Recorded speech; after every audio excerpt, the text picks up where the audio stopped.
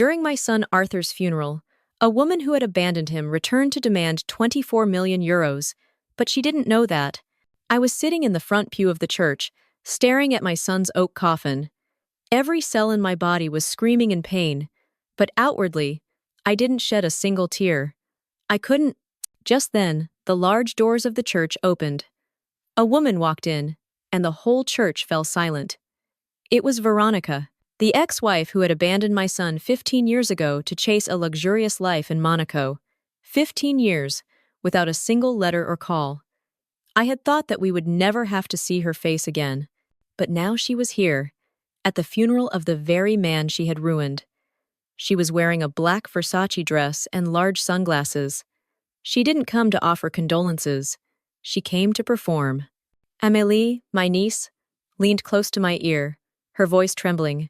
Auntie, she live streaming. I glanced at Amélie's phone. It was true. Veronica was live streaming the funeral, with a link to a GoFundMe fund. A cold rage surged within me, overwhelming the pain. My son was lying in there, and the woman who had shattered his heart dared to turn his funeral into a spectacle for raising money. When she was caught, Veronica wasn't flustered. She put away her phone and walked straight to the front. As the wife, the undivorced widow of Arthur, I hereby declare my legal right to inheritance. The whole church murmured. But Jean-Pierre, my lawyer, was ready. He stepped forward. Miss Romano, this is the divorce decree approved by the Monaco court from 14 years ago. You do not have any legal rights here. Veronica's expression hardened. Everyone thought the drama was over, but as she walked past me to leave, Veronica leaned down and whispered in my ear, "Do you really think you have won, Madame Dubois? This opera has just begun." She smiled, a sharp, cold smile, then turned and walked away. The pain of losing my son and the rage of being humiliated intertwined. I knew that the battle to protect Arthur's memory and legacy had just begun. Veronica's opera began the very next morning. My housekeeper placed the morning newspaper on the dining table with a look of concern. I didn't need to ask why. On the front page of Le Gossip, France's most famous tabloid, was a candid photo of me. The photo captured the only moment I was vulnerable during the funeral, when I leaned my head on Jean-Pierre's shoulder.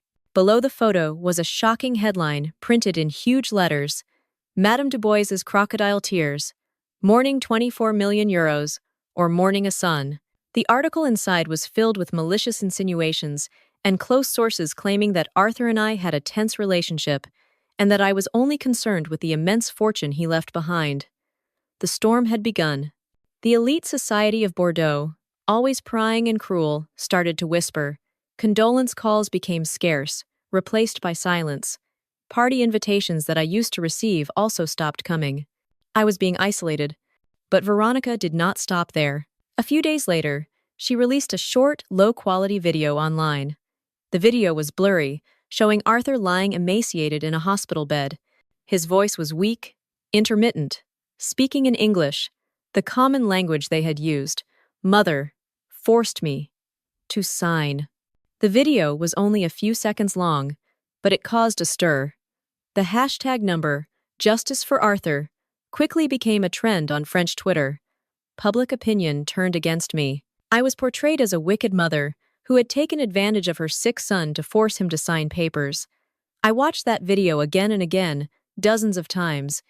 Initially, to look for an inconsistency, a proof that it was fake. But then, my eyes stopped at a small detail. Glimpsed behind Arthur, there was the shadow of a nurse. And around that nurse's neck was a very special silver cross necklace. My heart seemed to stop. It was Amélie's necklace, my niece whom I had always trusted, the one who was by my side in the church. While I was still numb from that betrayal, Veronica launched her final attack, a blow straight to my memory. She posted another video. This time, she was sitting by a fireplace, lightly made up, with tearful eyes. Her hand was holding a collection of sheet music. "This is the last sonata Arthur wrote for me," she said, her voice choked with sobs. "A piece of music about our love and our regret. But his mother, in her bitterness, tried to steal it from me." She looked straight into the camera. "I would rather destroy it than let this sacred memory fall into the hands of a cruel person. Saying that, she threw the sheet music into the flames. I sat there, watching the notes my son had written for me for his last birthday burn to ashes on my phone screen. Veronica's opera was at its climax, and I, the main antagonist in her play, was being burned alive by the fire of the media and her lies. After successfully stirring up public opinion, Veronica officially launched her legal attack. She filed a lawsuit against me at the Bordeaux court. The accusation: manipulating a sick person, forcing Arthur to change his will in his final days when he was no longer of sound mind. The day of the first hearing, I felt like a criminal. Camera lenses were pointed at me as I walked into the Palace of Justice. Inside, Veronica sat at the plaintiff's table, her face sorrowful but determined, a perfect image of a wife seeking justice for her deceased husband. Her lawyer, a cunning man from Paris, began with a legal twist that even Jean-Pierre hadn't foreseen. He presented an old handwritten will, written on a yellowed piece of paper. "Your Honor," he declared, "this is the holographic will, testament holograph, of Mr. Arthur Dubois, written 16 years ago, right after he was married. It clearly states that he leaves all of his assets to his beloved wife, Veronica Romano." The will had Arthur's signature and 2 witnesses. According to French law, such a handwritten will is still legally valid, unless a subsequent will is proven to be more valid. And that was exactly what they were trying to deny. Next, they called a private doctor from Geneva to testify. This doctor, whom I had never met, presented a false, meticulously prepared medical record. He testified in court that, at my request, he had increased the dose of morphine for Arthur in his final days, a dose that was medically unnecessary. This, the doctor concluded coldly, caused the patient to fall into a state of delirium and be extremely susceptible to influence. The courtroom buzzed. Everything had been perfectly arranged. The video of Arthur saying "Mother forced me to sign," the old will, and the doctor's testimony. They were painting an undeniable story.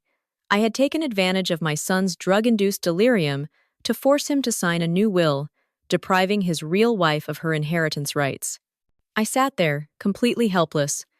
The evidence against me was too strong.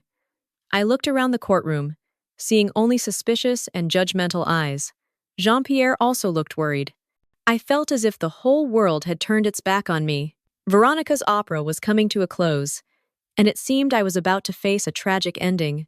I returned to the estate in despair. The walls of the courtroom seemed to be closing in on me, and Veronica's self-satisfied image haunted my mind. That evening, I couldn't sleep. I went into Arthur's study, a place I had tried to avoid for months. I needed to find something, anything, that could counter the fabricated evidence they had set up. I started searching through the drawers, the stacks of papers. And then, in a corner of the cabinet, I found an old oak box, filled with the letters Arthur had written and received throughout his life. I sat on the floor, starting to read each letter, searching in vain. When I was almost exhausted, I turned to the bottom of the box. There was a single letter that hadn't been put in an envelope, clipped under an old photo of mother and son. Arthur's handwriting, messier and weaker than usual. "My dear mother," the letter began. "I am so tired. She has come back. Veronica has found me," she cried. Said she regretted it, promised to fix everything. I don't know if I have the strength left to fight her sweet words. My heart ached as I read the next lines. But how can I forgive the betrayal of all those years ago? The photos you showed me still haunt me. I am afraid I will become weak again, believe those lies again. I am afraid she will hurt you again. The letter ended there, as if it had been left unfinished. But it confirmed one thing. Until his last days, my son still believed that Veronica had betrayed him. He still believed the lie that I had planted in his heart 15 years ago. And he had fought, not just with his illness, but also with his own love. And then, I remembered the video. I opened it on my phone again, watching it over and over, dozens of times. My eyes were fixed on the shadowy figure of the nurse in the back. And I saw it. A flash of light from the person's necklace. A silver cross necklace. It was Ame Lai's necklace. The next morning, without warning, I drove straight to Ame Lai's apartment. The moment she opened the door and saw me, her expression changed. I didn't say much, just walked in and looked her straight in the eye. "Your necklace is very beautiful, Amélie," I said, my voice as cold as ice. It appeared very clearly in the video that Veronica posted. Under my gaze, the girl collapsed. She sobbed and confessed everything. Veronica had found her, promising her a life she had always dreamed of. Amélie had received a Birkin bag and a large sum of money in exchange for helping Veronica. She had secretly brought Veronica into the hospital at night. She had used Veronica's phone to record that video, while Arthur was delirious with pain. And she was the one who had swapped the sheet music Arthur wrote for me, giving Veronica the original for her to burn on camera. The betrayal from the very niece I loved was even more painful than Veronica's slanders. As I was on my way home, my phone rang. It was a friend of mine who worked at a prestigious auction house in Paris. "Eleanor." His voice sounded urgent. "I have to inform you. Veronica Romano is contacting us. She wants to put Arthur's Steinway piano up for auction. She says it's their last love gift. That piano. Where Arthur had created his most beautiful music, where his soul was preserved. Now it was also about to be put up for auction by Veronica, trampled on and turned into cash. The rage within me reached its peak. I had the evidence. I had the confession. It was time to end this drama. Before the day of the final hearing, Veronica delivered her fatal blow. She appeared on the morning talk show with the highest viewership in France. Sitting on a luxurious sofa, she sobbed, recounting a perfectly fabricated tragic love story about being separated by a powerful mother-in-law and her belated regret. All of France seemed to believe that story. On the day of the final court session, the atmosphere was at its most tense. Veronica walked into the courtroom with the confidence of someone who had a sure victory. Her lawyer announced, "Your Honor, today, we have one final, irrefutable piece of evidence." He showed a clear video on the large screen, showing a woman with a physique identical to mine, standing by a hospital bed, forcing Arthur to sign papers. The entire courtroom was stirred up. This seemed to be the end for me. But then, Jean-Pierre, my lawyer, calmly stood up. "Your Honor, we would like to invite an expert to analyze this video." He invited an expert from Interpol to testify. The expert, after reviewing it, gave a firm conclusion. "Your Honor, this video is a product of deepfake technology, created from old family videos." The first shock. Veronica's confident expression began to crack. "Next," Jean-Pierre said, "we would like to summon a witness, Miss Amélie Dubois." Amélie stepped up to the witness stand, trembling, not daring to look at me. With the promise of a reduced sentence if she cooperated, she bowed her head and confessed to Veronica's entire conspiracy, from live streaming at the church, to filming the fake video at the hospital, to swapping the sheet music. Veronica's expression turned from confident to panicked. And then, Jean-Pierre delivered the decisive blow. "Your Honor, after my client discovered these truths, she gave me one final clue that Arthur left behind, the business card of a notary. We contacted him. It turns out that, before he passed away, Mr. Arthur Dubois had secretly met with this notary and left a sealed envelope with the instruction only to be opened in the presence of a judge at the final hearing. The notary stepped up and presented the envelope. The judge carefully opened it. Inside was a small USB stick. The video on the USB was shown on the large screen. This time, it was the real image of my son. Arthur, although weak and frail, had completely sober and lucid eyes. He looked straight into the camera. "I, Arthur Dubois," his voice rang out, clear and firm, in a completely lucid state of mind, "declare that I give full inheritance rights to my assets to my mother, Mrs. Eleanor Dubois." He paused, taking a breath. 15 years ago, Veronica Romano betrayed me. Now she has returned, but I do not want the woman who destroyed my trust to receive anything from my legacy. He looked into the camera as if he was looking into my eyes, and in that look, I saw an absolute trust, a trust built on a lie. "Mother, protect my legacy." The video ended. Silence filled the entire courtroom, and then a shrill scream rang out. Veronica jumped up, no longer elegant, no longer speaking French. She screamed in Italian, cursing and shouting that it was all a conspiracy, that I had bribed everyone. Her true face, naked and ugly, was exposed before all of France. Her opera had ended, not with applause, but with a humiliating collapse. Justice had been served. I had won the case. With Arthur's dying video and Amélie's confession, Veronica had to face a long prison sentence. The honor of the Dubois family was cleansed. A few days after the trial, I stood alone in front of Arthur's grave. The autumn wind gently swayed the yellowing leaves. "I have protected you, Arthur," I whispered. "I have protected your legacy." But in my heart, there was no joy of victory. The price was too high. I had won, but that victory was built on a lie that had destroyed my son's life, that had pushed him into the arms of loneliness and illness.